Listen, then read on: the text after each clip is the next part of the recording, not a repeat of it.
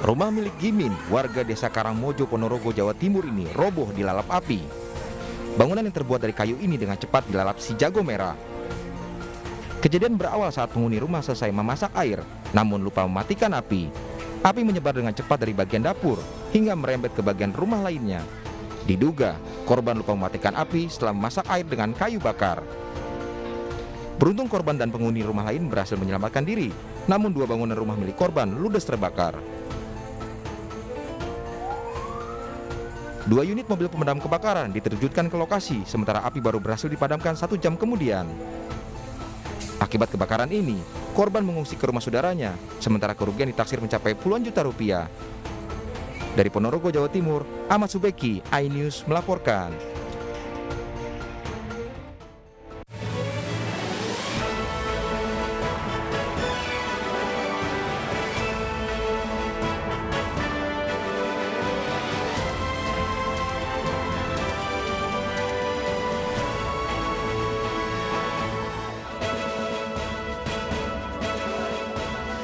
Pabrik mebel dan 9 ruko di kawasan Kapuk Cengkareng, Jakarta Barat ludes terbakar.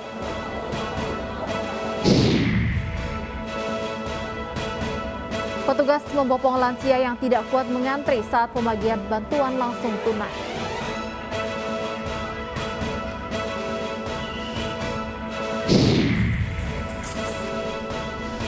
Dalam sepekan terakhir, tingkat kekerasan seksual pada anak meningkat.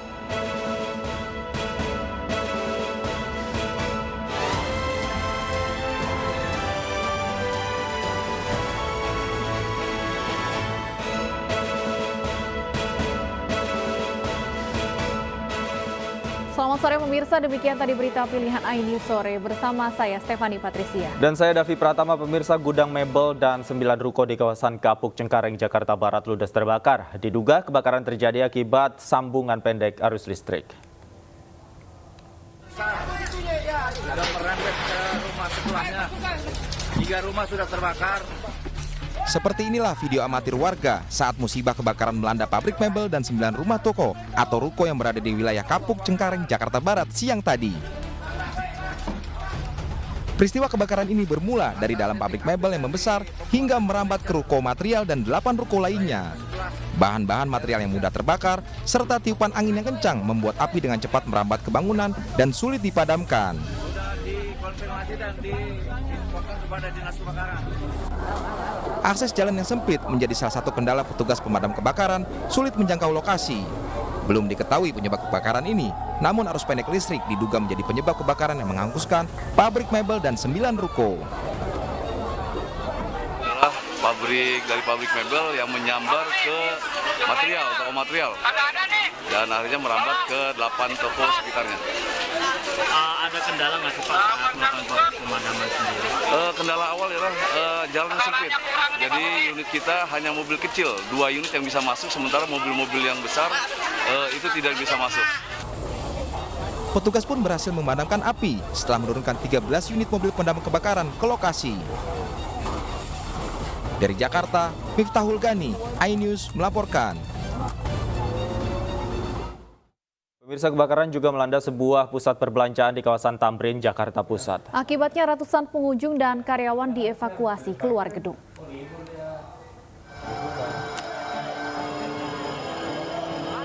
Para pengunjung pusat perbelanjaan di kawasan Tamrin, Jakarta Pusat panik dan berusaha menyelamatkan diri. Mereka keluar gedung karena kebakaran terjadi di lantai 10 bangunan pusat perbelanjaan Minggu siang. Selain ratusan pengunjung dan karyawan, pihak pengelola juga mengevakuasi seluruh kendaraan dari area parkir. Petugas pemadam kebakaran yang diterjunkan ke lokasi langsung berupaya menjinakkan api. Banyaknya asap yang memenuhi hampir di seluruh ruangan di lantai 9 dan 10 menyulitkan petugas mencari titik api. Diduga api berasal dari hubungan arus pendek pada panel listrik yang ada di lantai 10. Lantai 10 itu apa yang kebakar, Mas? Apa ya? Iya. Apa? Oh, ballroom. Apa listrik atau apa? Siapa ya? Dapur apa dari dapur deh? Asap tebel atau gimana tadi, Mbak? Tiba-tiba ada. Lewat sih baunya. Oh, gitu. Iya. Akibat kejadian ini, aktivitas di pusat perbelanjaan dihentikan, sementara petugas masih menyelidiki penyebab terjadinya kebakaran. Dari Jakarta, Rani Sanjaya, iNews melaporkan.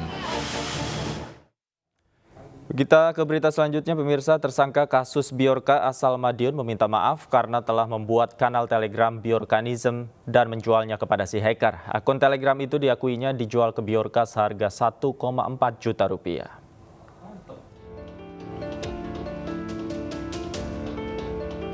Tersangka kasus hacker Bjorka, Muhammad Agung Hidayatullah, mengaku telah membuat kanal Telegram Bjorkanism untuk memposting segala hal yang berkaitan dengan Bjorka. Pemuda asal Madiun ini tak menyangka perbuatan isengnya berdampak panjang. Terlebih, akun Telegramnya itu dibeli oleh Bjorka seharga $100 Amerika Serikat atau sekitar 1,4 juta rupiah. Atas perbuatannya, pemuda berusia 21 tahun ini mengaku menyesal dan meminta maaf. Iya, dan soalnya kan saya memang nggak bocorin data itu, cuma kayak ngasih sarana buat hackernya gitu. Sarananya apa? Lewat channel Telegram itu. Oh, dia yang buat itu bener jenengan? Iya, saya yang buat. Saya jual ke dia. Harga $100 itu. Terus dia bisa ngepost itu. Saya juga masih di situ juga. Masih ada di situ? Iya, masih ada di channel itu, belum keluar. Nunggu 7 hari kan, transfer kepemilikan channel kan nunggu 7 hari dulu. Saya belum ada syarat yang belum saya penuhi gitu. Orang tua Agung mengaku terkejut atas penangkapan anaknya. Menurut mereka, Agung yang hanya lulusan SMA bahkan tak memiliki komputer dan hanya berprofesi sebagai penjual es. Orang tua Agung lantas ikut meminta maaf atas perbuatan putra mereka. Dari Madiun, Jawa Timur, Arif Wahyu Effendi, iNews melaporkan. Hampir 3 pekan sejak meretas sejumlah data BUMN, instansi pemerintah, hingga pejabat publik, hacker Bjorka hingga kini belum ditangkap. Padahal pemerintah sudah membentuk tim khusus dan mengklaim telah mengantongi identitas Bjorka.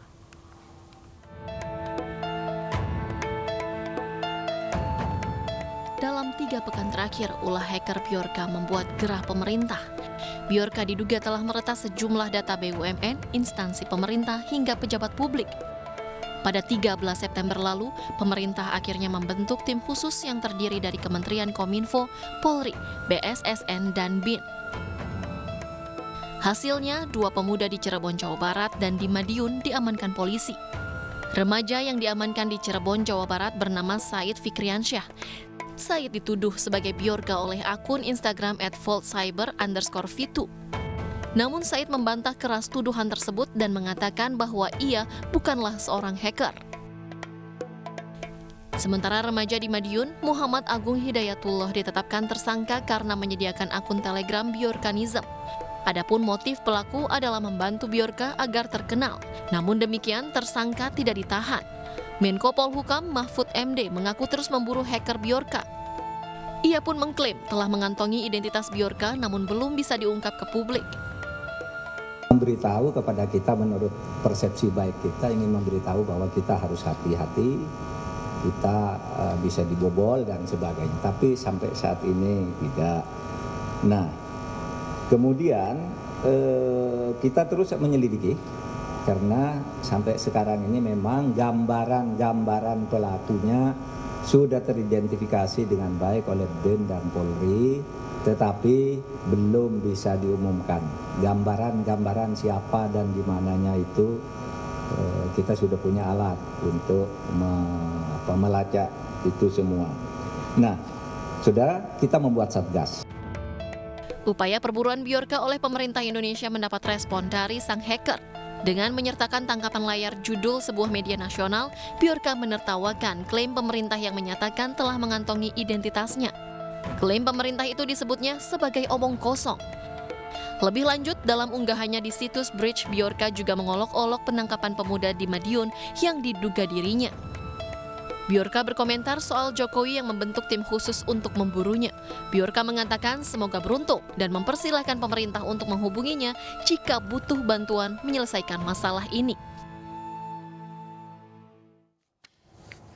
Pemirsa, aksi peretasan yang dilakukan Bjorka menunjukkan lemahnya keamanan siber Indonesia. Dalam 3 pekan terakhir, Bjorka diduga meretas situs milik pemerintah, dokumen milik BIN, hingga membocorkan data pribadi pejabat negara. Pemirsa, Bjorka Hacker dibalik peretasan data dan juga dokumen penting milik pemerintah yang belakangan ini menghebohkan internet mulai membuat pemerintah Indonesia merasa was-was. Bjorka diduga meretas situs milik Kementerian Komunikasi dan Informasi atau Kominfo dan juga data atau dokumen milik Badan Intelijen Negara atau BIN yang dikirimkan kepada Presiden Joko Widodo. Lalu apa yang membuat pemerintah Indonesia mulai merasa was-was dengan kehadiran Bjorka?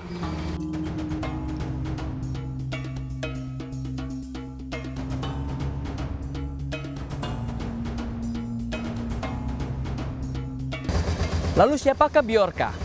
Nama Bjorka muncul terkait peretasan data di Indonesia pada Agustus tahun 2022.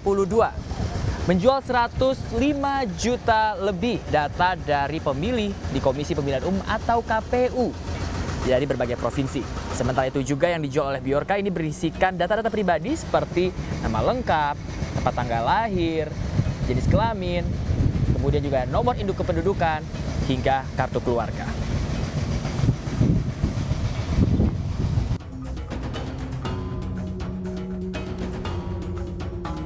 Bjorka juga mengklaim memiliki 1,3 miliar data registrasi SIM card prabayar Indonesia.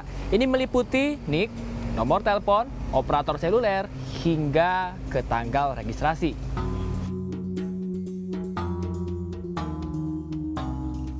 Pada Jumat malam 9 September, Bjorka membobol data registrasi SIM card dan juga rangkaian surat rahasia yang ditujukan kepada Presiden Joko Widodo. Ini termasuk juga dari Badan Intelijen Negara atau BIN, di mana terdapat 679.180 dokumen atau surat yang diretas oleh Bjorka. Meski demikian, pihak BIN dan juga Istana telah membantah adanya surat atau dokumen milik Presiden Joko Widodo yang diretas.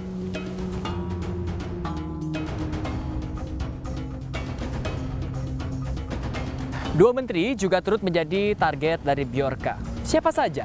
Yang pertama, ada Menkominfo Johnny G. Plate yang datanya tersebar di media sosial. Di mana data Johnny ini berisikan nama lengkap, kemudian juga NIK, nomor kartu keluarga, golongan darah, hingga nomor ID vaksin ini diretas oleh Bjorka.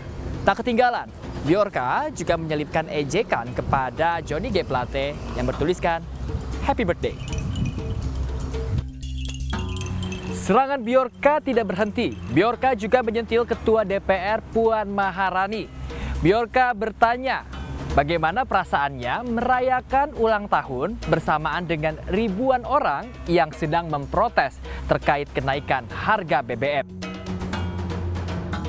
Perlindungan data pribadi di Indonesia masih tergolong sangat lemah, baik secara regulasi maupun penindaklanjutan laporan kasus kebocoran data. Undang-Undang Perlindungan Data Pribadi menjadi salah satu payung hukum yang mutlak dimiliki oleh Indonesia. Sementara itu, RUU PDP sampai saat ini masih terus dibahas oleh DPR dan rencananya akan disahkan pada akhir September 2022 mendatang. Demikian penjelasan terkait kebocoran data ancam keamanan nasional. Sampai jumpa.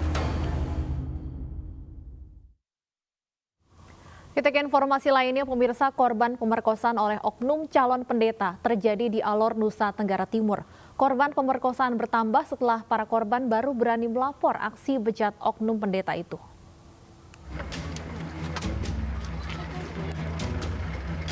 Jumlah korban pencabulan dan pemerkosaan oleh SAS, calon pendeta di salah satu gereja di Alor, NTT bertambah. Dari semula 9 orang, kini menjadi 14 orang. Sebagian korban bahkan ada yang masih di bawah umur. Mereka baru berani melapor setelah adanya laporan korban lainnya. Pelaku SAS sebelumnya bertugas sebagai vikaris pada salah satu gereja di Alor Timur Laut, NTT. Dari pengakuan para korban, aksi bejat pelaku dilakukan pada kurun waktu Mei 2021 hingga Maret 2022. Modusnya bervariasi, mulai dari merayu hingga mengancam akan menyebarkan video mesum dengan korban. Modusnya macam-macam, ada yang melalui tipu daya, bujuk rayu, ada juga diancam misalnya akan dikirimkan, disebarkan gambar-gambar, foto, video yang bersangkutan di media sosial. Kemudian bujuk rayu korban dijanjikan akan disekolahkan menjadi pendeta. Begitu yang akhirnya dijadikan modus oleh pelaku untuk menyetubuhi. Selain dijerat pasal pencabulan dan pemerkosaan, pelaku juga akan dijerat dengan Undang-Undang ITE terkait penyebaran konten pornografi. Dari Kabupaten Alor, NTT, Dani Manu, iNews melaporkan. Seorang siswa SMP diperkosa di kawasan hutan kota Cilincing, Jakarta Utara. Ironisnya pelaku dan korban sama-sama masih di bawah umur. Di dalam hutan kota Rawamalang, Cilincing, Jakarta Utara ini, seorang siswa SMP diperkosa oleh 4 orang anak yang masih berusia di bawah 14 tahun. Peristiwa berawal saat para pelaku mencegat korban saat pulang sekolah di lokasi kejadian. Di tempat inilah para pelaku menyekap dan memperkosa korban. Kejadian tersebut langsung dilaporkan oleh keluarga korban ke polisi. Usai menerima laporan, polisi langsung mengamankan 4 orang pelaku pemerkosaan yang seluruhnya masih di bawah umur. Polisi bekerja sama dengan Lembaga Perlindungan Anak untuk memberikan bimbingan dan pendampingan pada pelaku dan korban. Pelaku tidak ditahan dan kini dititipkan di rumah rehabilitasi karena masih di bawah umur. 22 menyatakan bahwa yang bisa ditahan itu adalah anak-anak yang berusia 14 tahun. Sementara ABH ini rata-rata usia 13 tahun. Dan 1 orang bahkan masih usia 12 tahun. Sebuah video yang merekam aksi seorang oknum polisi memukul seorang ibu di Kabupaten Pindrang, Sulawesi Selatan viral di media sosial. iNews Sore akan kembali dengan informasi selengkapnya sesaat lagi.